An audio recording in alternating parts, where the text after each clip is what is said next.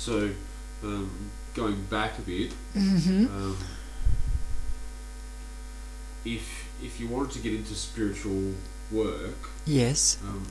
what sort of stuff do you need? Do you need all the paraphernalia type stuff? Sweetheart, no. One thing you got to remember is that every living human being has the ability to tap into the universe. You do not need candles, you do not need incantations, you do not need beautiful smelling, gorgeous incenses and so forth and so on. You don't need a lot of this stuff. All you've got to have in your heart, in who you are, is faith.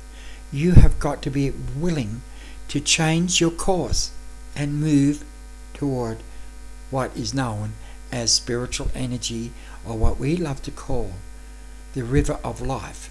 It basically runs around every single human being, and when you learn, which I will discuss at this conference, one of the things that you can do that'll help you to feel that energy, and you know you're doing it right when you put your hand down when we tell you what to do, when you can feel a coolness around your fingers and you realize it feels like water. That is when you know you are tapping in to that energy. Alright? Yeah, that sounds like a good idea.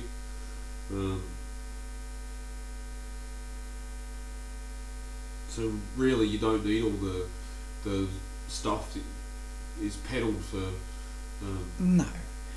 No, So you should don't. are there books that you should be studying? There are books that you can be studying. There is a lot of good information out there.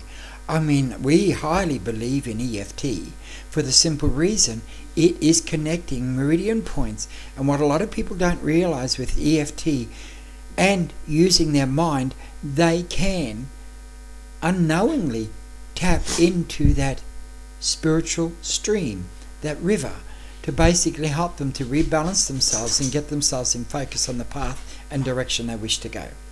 So, Bibles. Bibles. The Bible is a very, very good tool. I'll be honest. There are a lot of things in there, and different Bibles have got different variances. The thing is, for one thing you must remember is this. The way we look at it is, there were 10 commandments. In the New Testament there are 2. Love your neighbour as yourself, but first and foremost love God. By doing that and doing that alone, basically what you are doing is carrying out everything else, whether it ties in with stealing, whether it ties in with lying, whether it ties in with murder. If you don't want it done to yourself, you are not going to do it to another human being. It's that plain and simple. So the creed, do what you will, yet harm ye none, is Basically, yes. pretty close. Pretty close. And the thing is, all religions, to a certain degree, have taken, whether it's Hinduism, whether it's Catholic, no matter what the religion is, even down to pagan religion, all of it at one stage or another has taken sections out of the Bible to create what they want to perceive and what they want to use to say, well, this is our religion, this is how we function. You'll find that I am not basically advertising, and I know RW is not advertising that they want to be a cult, that they want to be a religion. They, we, he, you, others that are connected to me and have spoken to me in the past, all have one thing in mind: create a total unity of peace, love and understanding, no matter what person, what type of person. Yes, we frown upon murder. Yes, we frown on a lot of things. But at the end of the day, you're down here to learn. You're down here to change. You're down here to look after this planet and to protect it. Every single one of you are. And when we do look down every now and again, the frown that comes onto our countenances when we look at what this planet is going through, it saddens us. It really saddens us. So, if you're saying we need to protect the planet, is all of these issues for 2012? Is that what's... I Um, don't know what's 2012. Everybody basically relying on Mayan, Aztecs, this, that, and everything else about the coming of Armageddon. The thing is, even us, we don't know. There's only one person that knows, and that is the Creator himself. He knows.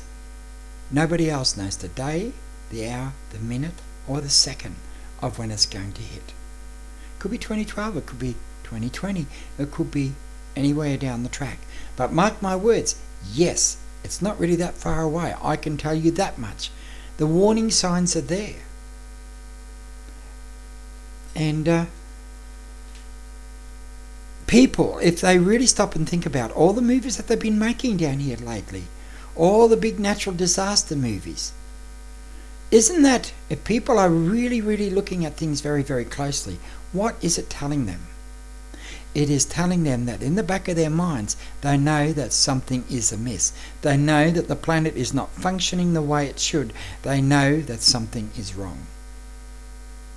And they know deep down inside their hearts that issues of destruction are coming. I can tell you right now, it is not the planet. A lot of people think that Armageddon means the destruction of the world. It's not. A lot of people also say things like it's an act of God. But anybody that has done their research in the Bible will realize God has nothing to do with the disasters. Basically, Satan has been sent down here. His task is to create as much disruption as he possibly can. He's the one that creates the disasters. A lot of people don't realize that. Oh, when their house gets destroyed, or their child gets hit by a car, they go, it's an act of God, or, well, God called him. He wasn't meant to be here that long. It's not that. He is a God of love. He did stipulate that there's a period of time that the evil one, if you want to call it, is down here, and his task is to create as much disruption as he possibly can. And we are referring also to complacency, and people are so complacent these days on so many subjects. Is there anything else you want to ask, Kevin? That's given us plenty to talk about in the next couple of sessions.